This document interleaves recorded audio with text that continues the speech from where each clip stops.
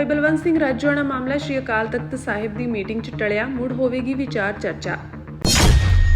ਭਗਵੰਤ ਮਾਨ ਨਾਲ ਜੁੜੇ ਵੀਡੀਓ ਮਾਮਲੇ ਤੇ ਵਾਰਿਸ ਪੰਜਾਬ ਦੇ ਜਥੇਬੰਦੀ ਦੇ ਆਗੂ ਤਰਸੇਮ ਸਿੰਘ ਦਾ ਵੱਡਾ ਬਿਆਨ, ਮਾਫੀ ਦੀ ਕੀਤੀ ਮੰਗ।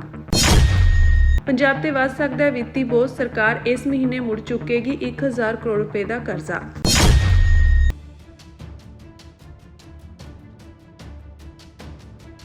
ਬੰਦੀ ਸਿੰਘ ਭਾਈ ਬਲਵੰਤ ਸਿੰਘ ਰਾਜੋਆਣਾ ਦਾ ਮਾਮਲਾ ਸ਼੍ਰੀ ਅਕਾਲ ਤਖਤ ਸਾਹਿਬ ਵਿਖੇ ਪੰਜ ਸਿੰਘ ਸਾਹਿਬਾਨ ਦੀ ਮੀਟਿੰਗ ਵਿੱਚ ਪਛੜ ਗਿਆ ਹੈ। ਜਦੋਂ ਕਿ ਇਹ ਮਾਮਲਾ ਇਸ ਤੋਂ ਪਹਿਲਾਂ ਹੋਈ ਸਿੱਖ ਜਥੇਬੰਦੀਆਂ ਦੀ ਮੀਟਿੰਗ ਵਿੱਚ ਵੱਡੇ ਪੱਧਰ ਤੇ ਵਿਚਾਰਿਆ ਗਿਆ ਸੀ। ਬਲਵੰਤ ਸਿੰਘ ਰਾਜੋਆਣਾ ਵੱਲੋਂ ਆਖਿਆ ਜਾ ਰਿਹਾ ਹੈ ਕਿ ਉਹਨਾਂ ਦੀ ਫਾਂਸੀ ਦੀ ਸਜ਼ਾ ਮੁਆਫੀ ਸੰਬੰਧੀ ਸ਼੍ਰੋਮਣੀ ਗੁਰਦੁਆਰਾ ਪ੍ਰਬੰਧਕ ਕਮੇਟੀ ਵੱਲੋਂ ਦਾਇਰ ਕੀਤੀ ਗਈ ਪਟੀਸ਼ਨ ਨੂੰ ਵਾਪਸ ਲੈ ਲਿਆ ਜਾਵੇ, ਕਿਉਂਕਿ ਇਸ ਮਾਮਲੇ ਵਿੱਚ ਇੱਕ ਦਹਾਕੇ ਤੋਂ ਵੱਧ ਸਮਾਂ ਬੀਤ ਚੁੱਕਿਆ ਹੈ ਅਤੇ ਸਰਕਾਰ ਵੱਲੋਂ ਕੋਈ ਹੁੰਗਾਰਾ ਨਹੀਂ ਦਿੱਤਾ ਗਿਆ। ਦੱਸਣਯੋਗ ਹੈ ਕਿ ਇਹ ਮਾਮਲਾ ਇਸ ਵੇਲੇ ਅਦਾਲਤ ਦੇ ਵਿਚਾਰ ਅਧੀਨ ਵੀ ਹੈ। ਬੀਤੇ ਕੱਲ੍ਹ ਇਹ ਮਾਮਲਾ ਪੰਜ ਸਿੰਘ ਸਾਹਿਬਾਨ ਦੀ ਮੀਟਿੰਗ ਵਿੱਚ ਵਿਚਾਰਿਆ ਜਾਣਾ ਸੀ, ਪਰ ਸਿਆਸੀ ਘਟਨਾਕ੍ਰਮ ਦੇ ਚੱਲਦਿਆਂ ਇਹ ਮਾਮਲਾ ਪਿੱਛੇ ਪੈ ਗਿਆ ਹੈ।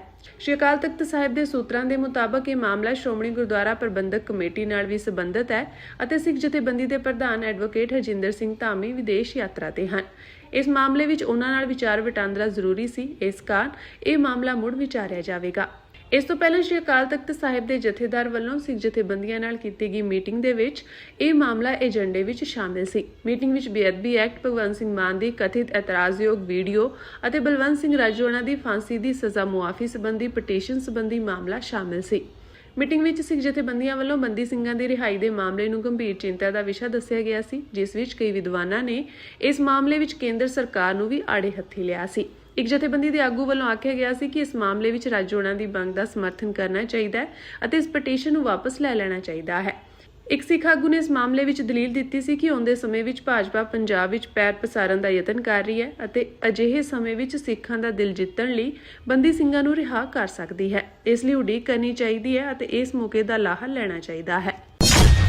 ਸਪਸ਼ਟ ਹੋ ਗਿਆ ਕਿ ਭਗਵੰਤ ਮਾਨ ਸਿੱਖ ਵਿਰੋਧੀ ਤੇ ਸਿੱਖ ਧਰਮ ਨਾਲ ਕਿੰਨੀ ਨਫ਼ਰਤ ਕਰਦਾ। ਉਹਦੇ ਨਾਲ ਜੋ ਅੱਜ ਅਕਾਲ ਤਖਤ ਸਾਹਿਬ ਨੇ ਫੈਸਲਾ ਲਿਆ, ਉਹਦੇ ਨਾਲ ਅਸੀਂ ਪੂਰਨ ਤੌਰ ਤੇ ਸਹਿਮਤ ਹਾਂ ਤੇ ਅਸੀਂ ਚਾਹੁੰਦੇ ਹਾਂ ਕਿ ਇਹ ਉਹਨਾਂ ਨੂੰ ਆਪਣੇ ਨੈਤਿਕ ਜ਼ਿੰਮੇਵਾਰੀ ਲੈਂਦਿਆਂ ਆਪਣੇ ਅਹੁਦੇ ਤੋਂ ਤੁਰੰਤ ਅਸਤੀਫਾ ਦੇਣਾ ਚਾਹੀਦਾ।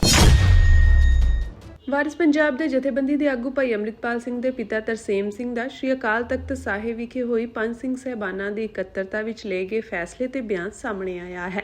ਉਨ੍ਹਾਂ ਕਿਹਾ ਕਿ ਪੰਥਕ ਮਸਲਿਆਂ ਤੇ ਹੋਈ ਇਸ ਵਿਸ਼ੇਸ਼ ਇਕੱਤਰਤਾ ਦੌਰਾਨ ਪੰਜਾਬ ਦੇ ਮੁੱਖ ਮੰਤਰੀ ਭਗਵੰਤ ਮਾਨ ਨਾਲ ਜੁੜੇ ਵੀਡੀਓ ਮਾਮਲੇ ਤੇ ਵੀ ਚਰਚਾ ਕੀਤੀ ਗਈ। ਉਨ੍ਹਾਂ ਕਿਹਾ ਕਿ ਸ਼੍ਰੀ ਅਕਾਲ ਤਖਤ ਸਾਹਿਬ ਵੱਲੋਂ ਪਹਿਲਾਂ ਵੀ ਇਸ ਮਾਮਲੇ ਤੇ ਸਪਸ਼ਟੀਕਰਨ ਮੰਗਿਆ ਗਿਆ ਸੀ ਅਤੇ ਜਾਂਚ ਤੋਂ ਬਾਅਦ ਇਹ ਮਾਮਲਾ ਹੋਰ ਵੀ ਗੰਭੀਰ ਹੋ ਗਿਆ ਹੈ। ਉਨ੍ਹਾਂ ਮੁੱਖ ਮੰਤਰੀ ਭਗਵੰਤ ਮਾਨ ਤੇ ਸਵਾਲ ਚੁੱਕਦਿਆਂ ਕਿਹਾ ਕਿ ਧਾਰਮਿਕ ਭਾਵਨਾਵਾਂ ਨਾਲ ਜੁੜੇ ਇਸ ਮਾਮਲੇ ਵਿੱਚ ਨੈਤਿਕ ਜ਼ਿੰਮੇਵਾਰੀ ਲੈਂਦੇ ਹੋਏ ਉਨ੍ਹਾਂ ਨੂੰ ਆਪਣਾ ਪੱਖ ਸਪਸ਼ਟ ਕਰਨਾ ਚਾਹੀਦਾ ਹੈ ਅਤੇ ਸੰਗਤ ਤੋਂ ਮੁਆਫੀ ਮੰਗਣੀ ਚਾਹੀਦੀ ਹੈ। ਜਥੇਦਾਰ ਸਾਹਿਬ ਦੀ ਅਗਵਾਈ ਵਿੱਚ ਪੰਥਕ ਇਕੱਤਰਤਾ ਹੋਈ, ਜਿਸ ਦਾ ਵਿਸ਼ਾ ਪਿਛਲੇ ਦਿਨੀ ਭਗਵੰਤ ਮਾਨ ਵੱਲੋਂ ਸਿੱਖ ਗੁਰੂ ਸਾਹਿਬਾਨ ਦੀਆਂ ਫੋਟੋਆਂ ਤੇ ਸਾਡੇ ਮਹਾਨ ਯੋਧੇ ਸੰਤ ਜਰਨੈਲ ਸਿੰਘ ਭਿੰਡਰਾਂਵਾਲਿਆਂ ਦੀ ਫੋਟੋ ਦਾ ਅਪਮਾਨ ਕੀਤਾ ਗਿਆ ਸੀ। ਉਹਦੇ ਨਾਲ ਸਿੱਖ ਭਾਵਨਾਵਾਂ ਨੂੰ ਬਹੁਤ ਠੇਸ ਪਹੁੰਚੀ ਸੀ। ਉਦੋਂ ਭਗਵੰਤ ਮਾਨ ਨੇ ਇਹਦੇ ਸਹੀ ਨਾ ਹੋਣ ਦਾ ਦਾਅਵਾ ਕੀਤਾ ਸੀ, ਪਰ ਅਕਾਲ ਤਖਤ ਨੇ ਜਾਂਚ ਤੋਂ ਬਾਅਦ ਇਹ ਸਪਸ਼ਟ ਹੋ ਗਿਆ ਕਿ ਉਹ ਵੀਡੀਓ ਅਸਲੀ ਸੀ ਤੇ ਉਹਦੇ ਨਾਲ ਜਿਹੜਾ ਅੱਜ ਸਪਸ਼ਟ ਹੋ ਗਿਆ ਕਿ ਭਗਵੰਤ ਮਾਨ ਸਿੱਖ ਵਿਰੋਧੀ ਤੇ ਸਿੱਖ ਧਰਮ ਨਾਲ ਕਿੰਨੀ ਨਫ਼ਰਤ ਕਰਦਾ। ਉਹਦੇ ਨਾਲ ਜੋ ਅੱਜ ਅਕਾਲ ਤਖਤ ਸਾਹਿਬ ਨੇ ਫੈਸਲਾ ਲਿਆ, ਉਹਦੇ ਨਾਲ ਅਸੀਂ ਪੂਰਨ ਤੌਰ ਤੇ ਸਹਿਮਤ ਹਾਂ ਤੇ ਅਸੀਂ ਚਾਹੁੰਦੇ ਹਾਂ ਕਿ ਇਹ ਉਹਨਾਂ ਨੂੰ ਆਪਣੇ ਨੈਤਿਕ ਜ਼ਿੰਮੇਵਾਰੀ ਲੈਂਦਿਆਂ ਆਪਣੇ ਅਹੁਦੇ ਤੋਂ ਤੁਰੰਤ ਅਸਤੀਫਾ ਦੇਣਾ ਚਾਹੀਦਾ।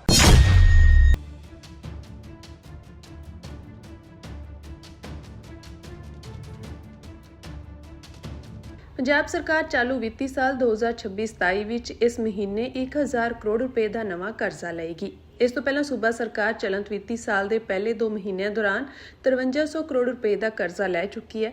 ਹੁਣ ਇਸ ਨਵੇਂ ਕਰਜ਼ੇ ਮਗਰੋਂ ਇਹ ਅੰਕੜਾ 2300 ਕਰੋੜ ਰੁਪਏ ਹੋ ਜਾਵੇਗਾ। ਪੰਜਾਬ ਸਰਕਾਰ ਪਲਾਨ ਸਕੀਮਾਂ ਅਤੇ ਵਿਕਾਸ ਸਕੀਮਾਂ ਲਈ ਪੂੰਜੀਗਤ ਖਰਚੇ ਵਜੋਂ ਨਵਾਂ ਕਰਜ਼ਾ 7 ਸਾਲਾਂ ਦੀ ਮਿਆਦ ਲਈ ਚੁੱਕ ਰਹੀ ਹੈ।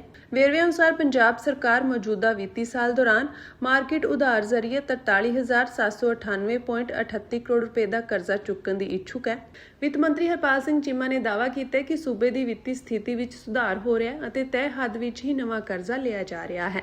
ਉਨ੍ਹਾਂ ਦਾਅਵਾ ਕੀਤਾ ਹੈ ਕਿ ਮੂਲ ਕਰਜ਼ਾ ਚੁਕਾਉਣ ਅਤੇ ਪੁਰਾਣੇ ਕਰਜ਼ੇ ਦਾ ਵਿਆਜ ਤਾਰਨ ਲਈ ਇਹ ਪੈਸਾ ਵਰਤਿਆ ਜਾ ਰਿਹਾ ਹੈ। ਸੂਬਾ ਸਰਕਾਰ ਨੇ ਅਪ੍ਰੈਲ ਮਹੀਨੇ 2800 ਕਰੋੜ ਰੁਪਏ ਅਤੇ ਮਈ ਮਹੀਨੇ 25 ਕਰੋੜ ਰੁਪਏ ਦਾ ਕਰਜ਼ਾ ਚੁੱਕਿਆ ਸੀ। ਆਗਾਮੀ ਅਸੈਂਬਲੀ ਚੋਣਾਂ ਸਿਰ ਤੇ ਹਨ ਅਤੇ 1 ਜੁਲਾਈ ਤੋਂ ਸਰਕਾਰ ਔਰਤਾਂ ਨੂੰ ਮਾਸਿਕ 1000 ਰੁਪਏ ਅਤੇ ਐਸਸੀ ਵਰਗ ਦੀਆਂ ਔਰਤਾਂ ਲਈ 1500 ਰੁਪਏ ਮਾਣ ਭੱਤਾ ਦੇਣਾ ਸ਼ੁਰੂ ਕਰੇਗੀ। ਅਗਲੇ ਮਹੀਨੇ ਵਿੱਚ ਸੂਬਾ ਸਰਕਾਰ ਨੂੰ ਨਵੇਂ ਵਿੱਤੀ ਵਸੀਲੇ ਜੁਟਾਉਣੇ ਪੈਣਗੇ। ਸਰਕਾਰ ਖਰਚਿਆਂ ਦੀ ਪੂਰਤੀ ਹਿੱਤ ਹੋਰ ਨਵਾਂ ਕਰਜ਼ਾ ਚੁੱਕ ਸਕਦੀ ਹੈ। ਵਿਰੋਧੀ ਧਿਰ ਵੱਲੋਂ ਸੂਬਾ ਸਰਕਾਰ ਨੂੰ ਕਰਜ਼ੇ ਦੇ ਮੁੱਦੇ ਤੇ ਲਗਾਤਾਰ ਘੇਰਿਆ ਜਾ ਰਿਹਾ ਹੈ। ਆਮ ਆਦਮੀ ਪਾਰਟੀ ਦੇ ਸੱਤਾ ਵਿੱਚ ਆਉਣ ਸਮੇਂ ਪੰਜਾਬ ਤੇ 2.82 ਲੱਖ ਕਰੋੜ ਰੁਪਏ ਦਾ ਕਰਜ਼ਾ ਸੀ, ਜੋ 31 ਮਾਰਚ 2025 ਤੱਕ ਵੱਧ ਕੇ 3.83 ਲੱਖ ਕਰੋੜ ਰੁਪਏ ਹੋ ਗਿਆ ਸੀ, ਜੋ GDP ਦਾ 44% ਤੋਂ ਵੱਧ ਬਣਦਾ ਹੈ। ਇਸ ਤੋਂ ਪਹਿਲਾਂ ਕਾਂਗਰਸੀ ਹਕੂਮਤ ਵੇਲੇ 2017-18 ਵਿੱਚ ਪੰਜਾਬ ਤੇ ਕਰਜ਼ਾ 1.82 ਲੱਖ ਕਰੋੜ ਰੁਪਏ ਦਾ ਸੀ। ਵਿੱਤ ਮੰਤਰੀ ਚੀਮਾ ਨੇ ਕਿਹਾ ਸੀ ਕਿ ਵਿਰਾਸਤੀ ਕਰਜ਼ਾ ਉਤਾਰਨ ਲਈ ਕਰਜ਼ਾ ਚੁੱਕਣਾ ਪੈ ਰਿਹਾ ਹੈ।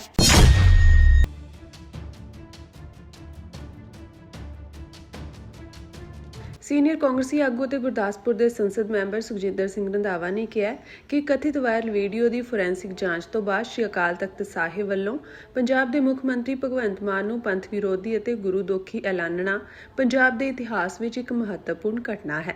ਇਹ ਧਾਰਮਿਕ ਸਜ਼ਾ ਪੰਜ ਸਿੰਘ ਸਹਿਬਾਨ ਦੀ ਕਮੇਟੀ ਦੁਆਰਾ ਸੀਐਮ ਮਾਨ ਨੂੰ ਦਿੱਤੀ ਗਈ ਹੈ। ਕਮੇਟੀ ਦਾ ਫੈਸਲਾ ਨਾ ਸਿਰਫ ਪੰਜਾਬ ਦੇ ਸਿੱਖ ਭਾਈਚਾਰੇ ਸਗੋਂ ਦੇਸ਼ ਅਤੇ ਦੁਨੀਆ ਭਰ ਦੇ ਸਿੱਖ ਭਾਈਚਾਰੇ ਦੀਆਂ ਭਾਵਨਾਵਾਂ ਨਾਲ ਜੁੜਿਆ ਹੋਇਆ ਹੈ। ਰੰਧਾਵਾ ਨੇ ਕਿਹਾ ਕਿ ਮੁੱਖ ਮੰਤਰੀ ਭਗਵੰਤ ਮਾਨ ਨੂੰ ਅਕਾਲ ਤਖਤ ਸਾਹਿਬ ਦੀ ਸਰਵਉੱਚਤਾ, ਇਸ ਦੀ ਮਾਣ ਮਰਿਆਦਾ ਤੇ ਲੱਖਾਂ ਸਿੱਖਾਂ ਦੀਆਂ ਧਾਰਮਿਕ ਭਾਵਨਾਵਾਂ ਦਾ ਸਤਿਕਾਰ ਕਰਨਾ ਚਾਹੀਦਾ ਹੈ ਅਤੇ ਬਿਨਾਂ ਦੇਰੀ ਕੀਤੇ ਨੈਤਿਕ ਆਧਾਰ ਤੇ ਮੁੱਖ ਮੰਤਰੀ ਦੇ ਅਹੁਦੇ ਤੋਂ ਅਸਤੀਫਾ ਦੇ ਦੇਣਾ ਚਾਹੀਦਾ ਹੈ। ਸਿੱਖ ਭਾਈਚਾਰੇ ਤੋਂ ਤੁਰੰਤ ਮੁਆਫੀ ਮੰਗਣੀ ਚਾਹੀਦੀ ਹੈ। ਉਹਨਾਂ ਕਿਹਾ ਕਿ ਉਹਨਾਂ ਖਿਲਾਫ ਇਹ ਸਖਤ ਫੈਸਲਾ ਬਹੁਤ ਹੀ ਗੰਭੀਰ ਮਾਮਲਾ ਹੈ। ਸ਼੍ਰੀ ਅਕਾਲ ਤਖਤ ਸਾਹਿਬ ਸਿੱਖ ਧਰਮ ਦੀ ਸਰਵਉੱਚ ਸੰਸਥਾ ਹੈ ਅਤੇ ਇਸ ਦੀ ਮਾਣ ਮਰਿਆਦਾ, ਪਰੰਪਰਾਵਾਂ ਅਤੇ ਫੈਸਲਿਆਂ ਦਾ ਸਤਿਕਾਰ ਕਰਨਾ ਹਰ ਸਿੱਖ ਅਤੇ ਪੰਜਾਬ ਦੇ ਜਨਤਕ ਪ੍ਰਤੀਨਿਧੀਆਂ ਦੀ ਜ਼ਿੰਮੇਵਾਰੀ ਹੈ। ਅਕਾਲ ਤਖਤ ਸਾਹਿਬ ਵੱਲੋਂ ਸਿੱਖ ਭਾਈਚਾਰੇ ਨੂੰ ਮੁੱਖ ਮੰਤਰੀ ਮਾਨ ਤੋਂ ਦੂਰੀ ਬਣਾਈ ਰੱਖਣ ਦੀ ਅਪੀਲ ਬਹੁਤ ਗੰਭੀਰ ਅਤੇ ਚਿੰਤਾਜਨਕ ਮਾਮਲਾ ਹੈ। ਸੰਸਦ ਮੈਂਬਰ ਰੰਧਾਵਾ ਨੇ ਕਿਹਾ ਕਿ ਭਗਵੰਤ ਮਾਨ ਦਾ ਇਹ ਕਥਿਤ ਵੀਡੀਓ ਹਾਲ ਹੀ ਵਿੱਚ ਵਾਇਰਲ ਹੋਇਆ ਸੀ, ਜਿਸ ਬਾਰੇ ਆਮ ਆਦਮੀ ਪਾਰਟੀ ਨੇ ਦਾਅਵਾ ਕੀਤਾ ਸੀ ਕਿ ਇਹ AI ਦੀ ਵਰਤੋਂ ਕਰਕੇ ਬਣਾਇਆ ਗਿਆ ਸੀ। ਅਕਾਲ ਤਖਤ ਨੇ ਮਾਮਲੇ ਦੀ ਜਾਂਚ ਲਈ 2 ਮਸ਼ਹੂਰ ਪ੍ਰਾਈਵੇਟ ਫੋਰੈਂਸਿਕ ਲੈਬਾਂ ਦੀਆਂ ਸੇਵਾਵਾਂ ਲਈਆਂ। ਸੋਮਵਾਰ ਨੂੰ ਅਕਾਲ ਤਖਤ ਸਾਹਿਬ ਦੇ ਜਥੇਦਾਰ ਨੇ ਇਹ ਰਿਪੋਰਟ ਭਾਈਚਾਰੇ ਨੂੰ ਪੇਸ਼ ਕੀਤੀ। ਰਿਪੋਰਟ ਵਿੱਚ ਸਪਸ਼ਟ ਤੌਰ ਤੇ ਕਿਹਾ ਗਿਆ ਕਿ ਕੋਈ ਛੇੜਛਾੜ ਨਹੀਂ ਕੀਤੀ ਗਈ ਅਤੇ AI ਦੀ ਵਰਤੋਂ ਵੀ ਨਹੀਂ ਹੋਈ। ਉਨ੍ਹਾਂ ਅੱਗੇ ਕਿਹਾ ਕਿ ਵੀਡੀਓ ਪੂਰੀ ਤਰ੍ਹਾਂ ਕੁਦਰਤੀ ਜਾਪਦਾ ਹੈ।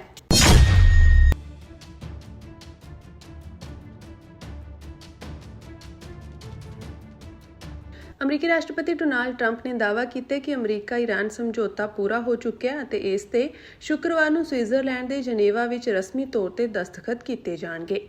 ਟਰੰਪ ਨੇ ਕਿਹਾ ਕਿ ਅਮਰੀਕੀ ਵਫਦ ਦੀ ਅਗਵਾਈ ਉਪ ਰਾਸ਼ਟਰਪਤੀ JD ਵੈਂਸ ਕਰਨਗੇ। ਪ੍ਰਾਪਤ ਹੋਈ ਜਾਣਕਾਰੀ ਅਨੁਸਾਰ ਇੱਕ ਅਮਰੀਕੀ ਅਧਿਕਾਰੀ ਨੇ ਦੱਸਿਆ ਕਿ ਟਰੰਪ JD ਵੈਂਸ ਅਤੇ ਈਰਾਨੀ ਸੰਸਦ ਦੇ ਸਪੀਕਰ ਮੁਹੰਮਦ ਬਾਗੇਰ ਗਾਲੀਬਾਫ ਡਿਜੀਟਲ ਤੌਰ ਤੇ ਸਮਝੌਤੇ ਤੇ ਦਸਤਖਤ ਕਰ ਚੁੱਕੇ ਹਨ। ਹਾਲਾਂਕਿ ਸਮਝੌਤੇ ਦਾ ਪੂਰਾ ਖਰੜਾ ਅਜੇ ਜਨਤਕ ਨਹੀਂ ਕੀਤਾ ਗਿਆ ਹੈ। ਟਰੰਪ ਨੇ ਕਿਹਾ ਕਿ ਇਹ ਦਸਤਾਵੇਜ਼ ਸ਼ੁੱਕਰਵਾਰ ਤੋਂ ਬਾਅਦ ਜਾਰੀ ਕੀਤਾ ਜਾਵੇਗਾ। ਮੀਡੀਆ ਰਿਪੋਰਟਾਂ ਵਿੱਚ ਦਾਅਵਾ ਕੀਤਾ ਗਿਆ ਹੈ ਕਿ ਦੋਵਾਂ ਦੇਸ਼ਾਂ ਵਿਚਾਲੇ 14 ਪੁਆਇੰਟਾਂ ਦਾ ਇੱਕ ਸ਼ੁਰੂਆਤੀ ਖਰੜਾ ਤਿਆਰ ਕੀਤਾ ਗਿਆ ਹੈ, ਜਿਸ ਤੇ ਅੱਗੇ ਤਕਨੀਕੀ ਪੱਧਰ ਦੀ ਗੱਲਬਾਤ ਹੋਵੇਗੀ। ਉੱਥੇ ਕੁਝ ਰਿਪੋਰਟਾਂ ਅਨੁਸਾਰ ਈਰਾਨ ਨੂੰ ਆਰਥਿਕ ਸਹਾਇਤਾ ਲਈ ਕਰੀਬ 28 ਲੱਖ ਕਰੋੜ ਰੁਪਏ ਦਾ ਪੈਕੇਜ ਮਿਲ ਸਕਦਾ ਹੈ। ਹਾਲਾਂਕਿ ਇਸ ਦੀ ਅਧਿਕਾਰਤ ਪੁਸ਼ਟੀ ਅਜੇ ਨਹੀਂ ਹੋਈ ਹੈ।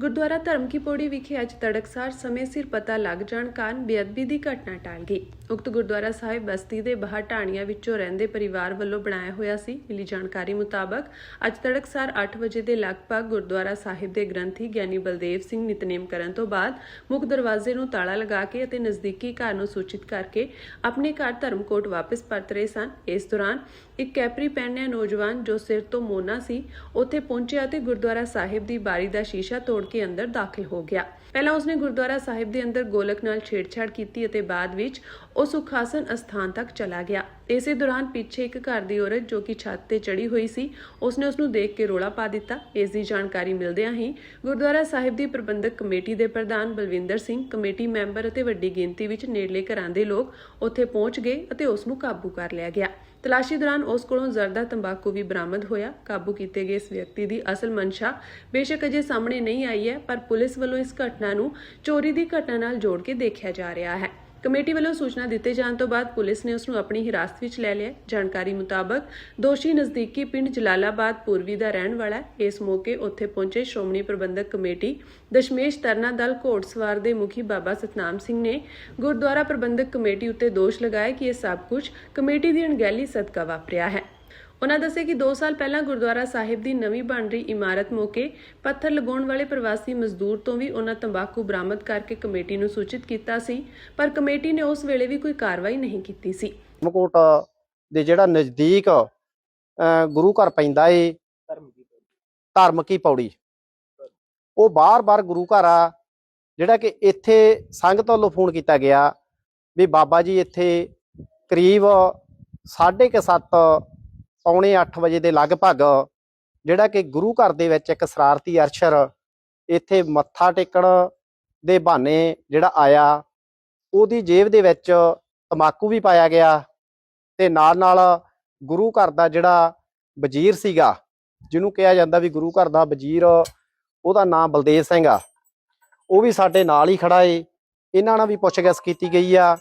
ਜਿਹੜਾ ਕਿ ਇਹਨਾਂ ਦਾ ਕਹਿਣਾ ਇਹ ਆ ਵੀ ਗੁਰੂ ਘਰ ਦੇ ਵਿੱਚ ਮੈਂ ਨਿਤਨੇਮ ਕਰਕੇ ਪ੍ਰਧਾਨ ਜਿਹੜਾ ਬਲਵਿੰਦਰ ਸਿੰਘ ਆ, ਉਹਨੂੰ ਮੈਂ ਇੱਥੋਂ ਦੱਸ ਕੇ ਚਲਿਆ ਜਾਂਦਾ ਏ ਵੀ ਮੈਂ ਹੁਣ ਨਿਤਨੇਮ ਕਰਤਾ ਏ, ਵੀ ਮੈਂ ਹੁਣ ਕਿਸੇ ਕੰਮ ਦੇ ਵਿੱਚ ਜ਼ਰੂਰੀ ਚੱਲਿਆ ਏ, ਉਹਦੀ ਸੇਵਾ ਸੰਭਾਲਾ ਗੁਰੂ ਘਰ ਦੇ ਵਿੱਚ ਤੁਸੀਂ ਜਾ ਕੇ ਪਹਿਰੇਦਾਰੀ ਦੀ ਜਿਹੜੀ ਡਿਊਟੀ ਆ ਕਿਸੇ ਸਿੰਘ ਦੀ ਲਾਓ ਜਾਂ ਤੁਸੀਂ ਆਪ ਲਾਓ। ਤੋ ਇਸ ਕਰਕੇ ਇਹ ਇੱਥੋਂ ਚਲਿਆ ਗਿਆ ਨਿਤਨੇਮ ਕਰਕੇ। ਉਸ ਤੋਂ ਬਾਅਦ ਜਿਹੜਾ ਕਿ ਕੋਈ ਵੀ ਇੱਥੇ ਹਾਜ਼ਰ ਨਹੀਂ ਸੀਗਾ ਤੇ ਉਸ ਤੋਂ ਬਾਅਦ ਕੋਈ ਮਾਈ ਇੱਥੇ ਆਈ ਆ। ਮਾਈ ਨੇ ਦੇਖਿਆ ਵੀ ਉਹ ਜਿਹੜਾ ਕਿ ਗੁਰੂ ਘਰ ਦੇ ਮਹਾਰਾਜ ਦੇ ਸਰੂਪ ਦੇ ਨਾਲ ਛੇੜ-ਛਾਪ ਕਰਨ ਦੀ ਕੋਸ਼ਿਸ਼ ਜਿਹੜੀ ਕਰ ਰਿਹਾ ਸੀ, ਤੇ ਜਦੋਂ ਦੇਖਿਆ ਸ਼ੱਕ ਦੀ ਨਜ਼ਰ ਦੇ ਵਿੱਚ ਸੰਗਤਾਂ ਇੱਥੇ ਰੌਲਾ ਪੈ ਗਿਆ। ਰੌਲਾ ਪੈਣ ਦੇ ਨਾਲ ਸੰਗਤਾਂ ਵੀ ਆ ਗਈਆਂ। ਉਸ ਸਮੇਂ ਉਹਦੀ ਜੇਬ ਦੇ ਵਿੱਚ ਜਰਦਾ ਵੀ ਪਾਇਆ ਗਿਆ ਤੇ ਗੁਰੂ ਘਰ ਦੇ ਜਿਹੜੇ ਕਿ ਜੇ ਨਾ ਉੱਥੇ ਮਹਾਰਾਜ ਦੀ ਕਿਰਪਾ ਦੇ ਸਦਕਾ ਮਾਈ ਪਹੁੰਚਦੀ ਤੇ ਉਹਦਾ ਪਤਾ ਨਹੀਂ ਮਨ ਦੇ ਵਿੱਚ ਕੀ ਅੰਸਾ ਸੀ, ਕੀ ਮਨਸਾ ਲੈ ਕੇ ਪਹੁੰਚਿਆ। ਇਸ ਕਰਕੇ ਅਸੀਂ ਜਿੰਨੇ ਵੀ ਗੁਰੂ ਘਰਾਂ ਦੇ ਪ੍ਰਬੰਧਕ ਆ, ਉਹ ਆਪਣੇ ਆਪ ਦੇ ਵਿੱਚ ਗੁਰੂ ਘਰਾਂ ਦੇ ਪ੍ਰਬੰਧਕਾਂ ਦੇ ਕਾਰਨ ਹੀ ਗੁਰੂ ਘਰਾਂ ਦੇ ਇਸ ਟਾਈਮ ਵਜ਼ੀਰਾਂ ਦੀ ਵੀ ਜਿਹੜੀ ਕਿ ਬਹੁਤ ਜਿਹੜੀ ਕਿ ਮਨਪਦ ਖਬਰ ਇਹ ਮਿਲ ਰਹੀ ਆ ਵੀ ਜਿਹੜੇ ਗੁਰੂ ਘਰਾਂ ਦੇ ਗ੍ਰੰਥੀ ਸਿੰਘ ਆ, ਉਹ ਸਿਰਫ ਤੇ ਸਿਰਫ ਇੱਕ ਨਿਤਨੇਮ ਦੀ ਜ਼ਿੰਮੇਵਾਰੀ ਹੁੰਦੀ ਉਹਦੀ, ਵੀ ਕੋਈ ਖੁਸ਼ੀ ਗਮੀ ਆ ਜਿਹੜੀ। ਤੇ ਗੁਰੂ ਘਰ ਦਾ ਜਿਹੜਾ ਵਜ਼ੀਰ ਆ ਬਲਦੇਵ ਸਿੰਘ ਖੜਾ ਏ, ਇਹਦਾ ਦੱਸਣਾ ਇਹ ਆ ਵੀ ਮੈਂ ਗੁਰੂ ਘਰ ਦੇ ਪ੍ਰਧਾਨ ਬਲਵਿੰਦਰ ਸਿੰਘ ਨੂੰ ਦੱਸ ਕੇ ਗਿਆ, ਪਰ ਬੇਨਤੀ ਇਹ ਆ ਜੇ ਪ੍ਰਧਾਨ ਨੂੰ ਦੱਸ ਕੇ ਗਿਆ, ਪ੍ਰਧਾਨ ਵੱਲੋਂ ਬੜੀ ਅਣਗਹਿਲੀ ਵਰਤੀ ਗਈ ਆ। ਉਹ ਸਮੇਂ ਨਾ ਤਾਂ ਕੋਈ ਇੱਥੇ ਕੋਈ ਵੀ ਆਪਦਾ ਸੇਵਾਦਾਰ ਭੇਜਿਆ ਗਿਆ, ਨਾ ਹੀ ਕਿਸੇ ਦੀ ਜ਼ਿੰਮੇਵਾਰੀ ਲਾਈ ਗਈ। ਜੇ ਮਾਈ ਉਸ ਸਮੇਂ ਨਾ ਮੱਥਾ ਟੇਕਣ ਮਗਰ ਆਉਂਦੀ, ਵੀ ਜਿਹੜੇ ਹਿਸਾਬ ਨਾਲ ਉਹ ਰੁਮਾਲੇ ਚੱਕ ਕੇ ਇੱਧਰ ਉੱਧਰ ਕਰ ਰਿਹਾ ਸੀ, ਬਾਕੀ ਉਹ ਪੁਲਿਸ ਵਾਲੇ ਪ੍ਰਸ਼ਾਸਨ ਪਹੁੰਚਿਆ ਸੀ ਇੱਥੇ। ਦਾਸ ਨੂੰ ਜਦੋਂ ਫੋਨ ਗਿਆ, ਸਾਡੀਆਂ ਫੌਜਾਂ ਜਿਹੜੀਆਂ ਥਾਣੇ ਵੀ ਪਹੁੰਚ ਚੁੱਕੀਆਂ ਤੇ ਇੱਧਰ ਗੁਰੂ ਘਰ ਦੇ ਵਿੱਚ ਵੀ ਜਿਹੜਾ ਕਿ ਇੱਧਰ ਅਸੀਂ ਹੁਣ ਪਹੁੰਚੇ ਆ ਤੇ ਸਾਰਿਆਂ ਨੂੰ ਸੱਦਾ ਪੱਤਰ ਲਾਇਆ ਗਿਆ ਵੀ ਧਰਮਕੋਟ ਦੇ ਵਿੱਚ ਜਿਹੜਾ ਥਾਣੇ ਦੇ ਵਿੱਚ ਪਹੁੰਚੋ, ਤਾਂ ਕਿ ਆਪਾਂ ਜਿਹੜਾ ਗੁਰੂ ਘਰ ਦਾ ਜਿਹੜਾ ਇੱਥੋਂ ਦਾ ਕੋਈ ਵੀ ਮਸਲਾ, ਉਹਦੀ ਕੀ ਮਨ ਦੀ ਹਿੱਸਾ ਸੀਗੀ, ਕੀ ਮਨ ਦੇ ਵਿੱਚ ਰੁਚੀ ਸੀ ਉਹਦੀ, ਤੇ ਕੀ ਉਹ ਕਰਨਾ ਚਾਹੁੰਦਾ ਸੀਗਾ, ਤੇ ਉਹਦੇ ਤੇ ਆਪਾਂ ਬਣਦੀ ਜਿਹੜੀ ਕਾਰਵਾਈ ਉਹਦੇ ਤੇ ਤਾਂ ਕਰਾਉਣੀ ਆ। ਇਸ ਮਾਮਲੇ ਨੂੰ ਲੈ ਕੇ ਜਦੋਂ ਹਲਕਾ ਡੀਐਸਪੀ ਸੁਖਵਿੰਦਰ ਸਿੰਘ ਬਰਾੜ ਨਾਲ ਗੱਲਬਾਤ ਕੀਤੀ ਗਈ ਤਾਂ ਉਹਨਾਂ ਦੱਸਿਆ ਕਿ ਮੁੱਢਲੀ ਪੜਤਾਲ ਤੋਂ ਇਹ ਘਟਨਾ ਗੋਲਕ ਚੋਰੀ ਦੀ ਜਾਪਦੀ ਹੈ, ਲੇਕਿਨ ਫਿਰ ਵੀ ਪੁਲਿਸ ਹਰੇਕ ਪੱਖ ਤੋਂ ਜਾਂਚ ਕਰ ਰਹੀ ਹੈ। ਉਹਨਾਂ ਦੱਸਿਆ ਕਿ ਗੁਰਦੁਆਰਾ ਸਾਹਿਬ ਦੇ ਗ੍ਰੰਥੀ ਨੂੰ ਪੁੱਛਗਿੱਛ ਲਈ ਬੁਲਾਇਆ ਗਿਆ ਅਤੇ ਉਹਨਾਂ ਵੱਲੋਂ ਦਿੱਤੇ ਬਿਆਨਾਂ ਦੇ ਆਧਾਰ ਉੱਤੇ ਹੀ ਕਾਰਵਾਈ ਕੀਤੀ ਜਾਵੇਗੀ। ਪੁਲਿਸ ਨੇ ਦੋਸ਼ੀ ਦੀ ਸ਼ਨਾਖਤ ਦਾ ਖੁਲਾਸਾ ਕਰਦਿਆਂ ਦੱਸਿਆ ਕਿ ਮੁਲਜ਼ਮ ਦੀ ਪਛਾਣ ਜਲਾਲਾਬਾਦ ਪੂਰਬੀ ਦੇ ਇੱਕ ਵਸਨੀਕ ਵਜੋਂ ਹੋਈ ਹੈ ਅਤੇ ਉਸ ਉੱਪਰ ਪਹਿਲਾਂ ਵੀ ਚੋਰੀ ਦੇ ਮਾਮਲੇ ਦਰਜ ਹਨ। ਅੱਜ ਸਵੇਰ ਸਾਨੂੰ ਇੱਕ ਇਨਫੋਰਮੇਸ਼ਨ ਮਿਲੀ ਸੀ ਕਿ ਚੁੱਗਾ ਬਸਤੀ ਧਰਮਕੋਟ ਵਿਖੇ ਗੁਰਦੁਆਰਾ ਸਾਹਿਬ ਵਿੱਚ ਇੱਕ ਵਿਅਕਤੀ ਵੱਲੋਂ ਬ੍ਰੇਕ ਇਨ ਕੀਤਾ ਗਿਆ। ਸੋ ਇਨਫੋਰਮੇਸ਼ਨ ਮਿਲਦੇ ਤੁਰੰਤ ਕਾਰਵਾਈ ਕਰਦੇ ਸਾਡੀ ਪੁਲਿਸ ਟੀਮ ਵੱਲੋਂ ਮੌਕਾ ਵਿਜ਼ਿਟ ਕੀਤਾ ਗਿਆ। ਮੌਕਾ ਵਿਜ਼ਿਟ ਕਰਕੇ ਜਿਹੜਾ ਉੱਥੇ ਵਿਅਕਤੀ ਸੀਗਾ ਉਸ ਨੂੰ ਰਾਉਂਡ ਅਪ ਕੀਤਾ ਗਿਆ। ਉਸ ਉਪਰੰਤ ਜਿਹੜੇ ਗੁਰਦੁਆਰਾ ਸਾਹਿਬ ਵਿਖੇ ਲੱਗੇ ਜਿਹੜੇ ਸੀਸੀਟੀਵੀ ਕੈਮਰਾਜ਼ ਆ ਉਸ ਨੂੰ ਚੈੱਕ ਕੀਤਾ ਗਿਆ ਅਤੇ ਚੈੱਕ ਕਰਨ ਤੋਂ ਉਪਰੰਤ ਇਹ ਪਾਇਆ ਗਿਆ ਕਿ ਇਹ ਜਿਹੜਾ ਵਿਅਕਤੀ ਹੈ ਇਸ ਵੱਲੋਂ ਪਹਿਲਾਂ ਤਾਂ ਜਿਹੜੀ ਗੋਲਕ ਹੈ ਉਸ ਨੂੰ ਖੋਲਣ ਦੀ ਕੋਸ਼ਿਸ਼ ਕੀਤੀ ਗਈ ਅਤੇ ਉਸ ਤੋਂ ਬਾਅਦ ਜਿਹੜਾ ਦੀਵਾਰ ਤੇ ਲੱਗਿਆ ਪੱਖਾ ਸੀਗਾ ਉਸ ਨੂੰ ਇਹਨੇ ਉਤਾਰਿਆ ਗਿਆ। ਇੱਥੇ ਮੈਂ ਦੱਸਣਾ ਚਾਹੂੰਗਾ ਕਿ ਇਹ ਇੱਕ ਅਟੈਂਪਟਡ ਥੈਫਟ ਇਨਸੀਡੈਂਟ ਹੈ। ਇਹਦੇ ਵਿੱਚ ਜਿਹੜੀ ਬੇਅਦਬੀ ਵਾਲੀ ਕੋਈ ਵੀ ਘਟਨਾ ਸਾਹਮਣੇ ਨਹੀਂ ਆਈ ਹੈ। ਇਹ ਜਿਹੜਾ ਦੋਸ਼ੀ ਹੈ ਇਸ ਦੀ ਸ਼ਨਾਖਤ Harbhinder Singh son of Balwant Singh resident of Jalalabad east, ਇਹਦੇ ਜਿਹੜਾ ਦੋਸ਼ੀ ਦੀ ਸ਼ਨਾਖਤ ਹੋਈ ਹੈ। ਇਹਦੇ ਤੇ ਪਹਿਲਾਂ ਵੀ ਚੋਰੀ ਦੇ ਮੁਕੱਦਮੇ ਦਰਜ ਹੈਗੇ ਆ। ਸੋ ਇਸ ਨੂੰ ਰਾਉਂਡ ਅਪ ਕੀਤਾ ਜਾ ਚੁੱਕਿਆ ਅਤੇ ਗ੍ਰਾਂਤੀ ਸਿੰਘ ਦੇ ਬਿਆਨ ਲੈਣ ਉਪਰੰਤ ਜੋ ਵੀ ਬਣਦੀ ਕਾਰਵਾਈ ਹੈ ਉਹ ਕੀਤੀ ਜਾਵੇਗੀ। ਸ਼੍ਰੋਮਣੀ ਗੁਰਦੁਆਰਾ ਪ੍ਰਬੰਧਕ ਕਮੇਟੀ ਨੇ ਬੀਤੇ ਕੱਲ੍ਹ ਦੇ ਘਟਨਾਕ੍ਰਮ ਤੋਂ ਤੁਰੰਤ ਬਾਅਦ ਅੱਜ ਅੰਤਰਿਮ ਕਮੇਟੀ ਦੀ ਉਚੇਚੀ ਮੀਟਿੰਗ 20 ਜੂਨ ਨੂੰ ਸੱਦ ਲਈ ਹੈ। ਦੱਸਣਯੋਗ ਹੈ ਕਿ ਸ਼੍ਰੋਮਣੀ ਕਮੇਟੀ ਦੇ ਪ੍ਰਧਾਨ ਐਡਵੋਕੇਟ ਹਰਜਿੰਦਰ ਸਿੰਘ ਧਾਮੀ ਇਸ ਵੇਲੇ ਅਮਰੀਕਾ ਦੌਰੇ ਤੇ ਹਨ ਅਤੇ ਉਹ ਅਗਲੇ 1-2 ਦਿਨਾਂ ਤੱਕ ਭਾਰਤ ਆਉਣਗੇ। ਇਸ ਦੌਰਾਨ ਸ਼੍ਰੋਮਣੀ ਕਮੇਟੀ ਦੇ ਸਕੱਤਰ ਗੁਰਿੰਦਰ ਸਿੰਘ ਮੱਥਰੇਵਾਲ ਨੇ ਦੱਸਿਆ ਕਿ ਸ਼੍ਰੋਮਣੀ ਕਮੇਟੀ ਪ੍ਰਧਾਨ ਐਡਵੋਕੇਟ ਹਰਜਿੰਦਰ ਸਿੰਘ ਧਾਮੀ ਦੀ ਅਗਵਾਈ ਹੇਠ ਅੰਤਰਿਮ ਕਮੇਟੀ ਦੀ ਉਚੇਚੀ ਇਕੱਤਰਤਾ ਸ਼੍ਰੋਮਣੀ ਕਮੇਟੀ ਦੇ ਮੁੱਖ ਦਫ਼ਤਰ ਅੰਮ੍ਰਿਤਸਰ ਵਿੱਚ 20 ਜੂਨ ਨੂੰ ਦੁਪਹਿਰ 12 ਵਜੇ ਬੁਲਾਈ ਗਈ ਹੈ। ਉਹਨਾਂ ਦੱਸਿਆ ਕਿ ਇਕੱਤਰਤਾ ਸੰਬੰਧੀ ਸ਼੍ਰੋਮਣੀ ਕਮੇਟੀ ਦੇ ਅਹੁਦੇਦਾਰਾਂ ਤੇ ਅੰਤਰਿਮ ਕਮੇਟੀ ਮੈਂਬਰ ਸਹਿਬਾਨ ਨੂੰ ਪੱਤਰ ਭੇਜ ਦਿੱਤੇ ਗਏ ਹਨ।